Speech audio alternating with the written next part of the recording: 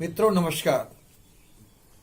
आज मैं समाचार पत्रों में एक अनियोजित की भाषा जो है बड़ी प्रचलित है, उसको अक्सर हम समाचार पत्रों में भी पढ़ते हैं, अधिकारियों के लिए भी वो ढाल है।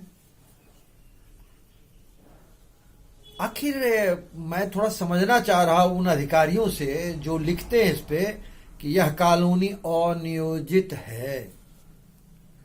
जरा मुझे थोड़ा समझाने का कष्ट करें कि अनियोजित शब्द से क्या तात्पर्य है, अनियोजित कैसे है, इस पे थोड़ा हम चर्चा कर लेते हैं। क्यों कि जन सुनवाई पोर्टल पर जब टूटी नाली, टूटी सड़कें, पानी, सीवर, अन्य अन्य जन समस्याओं को जब हम लोग दर्शाते हैं और मुख्यमंत्री जी के यहाँ मांग करते हैं तो उनसे टका सा जवाब यही लिखा जाता है कि धन अभाव और अनियोजित। आखिर सरकार के पास में क्या इतनी क्षमता है कि हर व्यक्ति को मकान दे सके? जरा हमें जवाब चाहिए इसका। नहीं दे सकता। लेकिन अनियोजित कैसे है ये भी मैं आपको बता रहा हूं। मैं उन अधिकारियों से प्रश्न करता हूं जो लिख रहे हैं इस पे बार बार। मेरे पास अनेक प्रूफ है, चाहे बिजली विभाग हो, चाहे नगर निगम हो, चाहे जल निगम हो। ये अनियोजित शब्द का अर्थ क्या है?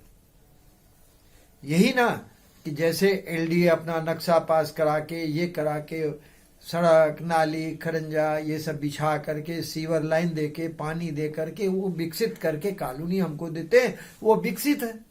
लेकिन ये अनियोजित कैसे है? कारण है इसमें।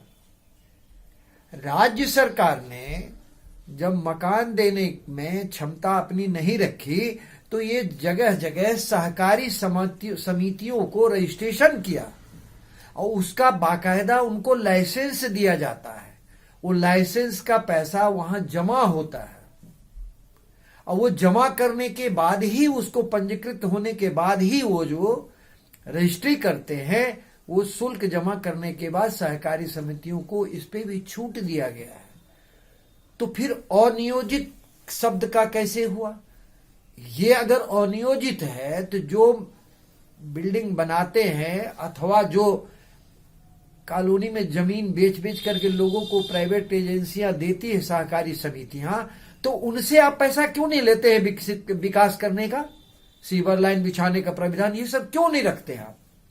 अब बाद में जो व्यक्ति अपनी गाढ़ी कमाई, नशे तोड़ के अपने जीवन भर पर्यंत अपनी इच्छा को पूर्ति करने के लिए सहकारी समिति से घर बनाता है, उसको आप एक लाइन में खारिज कर देते हैं कि अनियोजित है।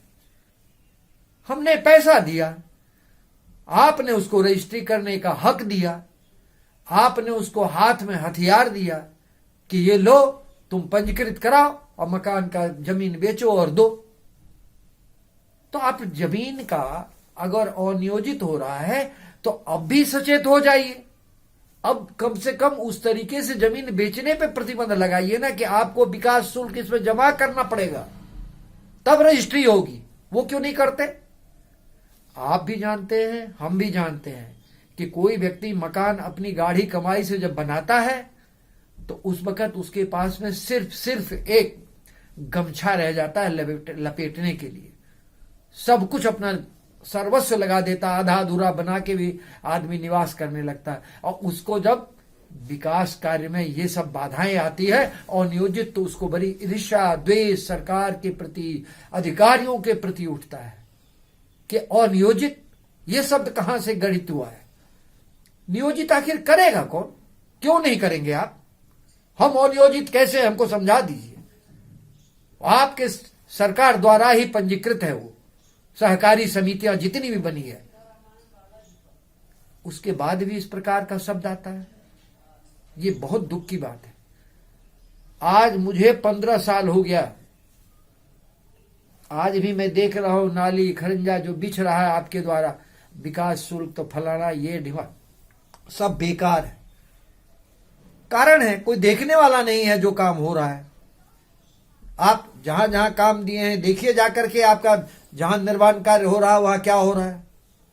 कम से कम आपको देखना चाहिए, आप पैसा देते हैं, हम लोगों के पैसे से, टैक्स से आप वो बनवाते हैं, कोई घर से कोई पैसा नहीं देता है, फिर भी इस तरीके की हो रही। और नियोजित का विस्तार से हमें समझाइए कि आखिर अनियोजित क्यों है, ये कब कौन करेगा इसको? क्या इसके लिए दूसरी सरकार बनना है क्या? हमारी सरकार इतना काम कर रही है, आप लोग लिख पढ़ के इसको नियोजित कराइए। ये भाषा बिल्कुल सरकार के लिए हानिकारक है।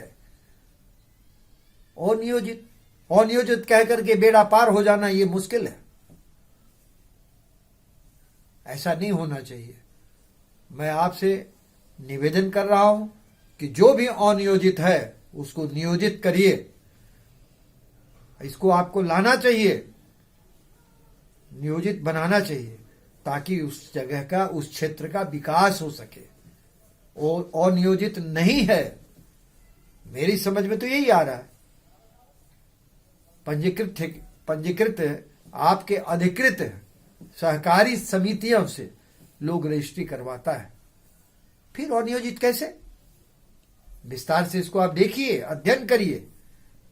राजस्व विभाग को उन्होंने पैसा दे करके, धनराशि जमा करके वो करवाया, पंजीकृत करवाया है।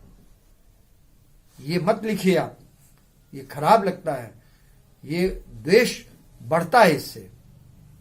इस तरीके का शब्दों का चयन आप गंभीरता से इसे लीजिए, और जो भी अनियोजित है इसे अनियोजित शब्द को हटा के नियोजित करना शुरू कर दें। कार्य इस पे प्रारंभ सरकार के पास रखे, ये कॉलोनियों को नियोजित करें, ताकि इस क्षेत्र का भी विकास हो सके। जानते हैं आप, आज इस क्षेत्र में जहां से मैं बोल रहा हूं, इस क्षेत्र में ना कोई बैंक आने वाला है, ना आता है, ना बैंक खुला है, ना आवागमन का साधन है। कौन कैसे जाएगा, हॉस्पिटल जाएगा, कौन अस्पताल जाएगा, कौन स्कूल जाएगा, कैसे जाएगा, कोई ध्यान ही नहीं है। आबादी कम नहीं है, लाखों में आबादी है। आपने 2-3 वार्ड गठित किया इसमें, हर वार्ड को तोड़ते जा रहे। क्यों? आबादी बढ़ती तभी वार्ड बढ़ता है, और कैसे बढ़ता है? 81-82 में 41 वार्ड ही शायद थे, या 51 ऐसे था, हमें ध्यान थोड़ा स्मरण नहीं आ रहा है, लेकिन इतना ही था। आज कितने हैं? 110 वार्ड हो गए। कृपया इस पे ध्यान दीजिए और नियोजित शब्द को नियोजित करने का कष्ट करें। जय हिंद, जय भारत।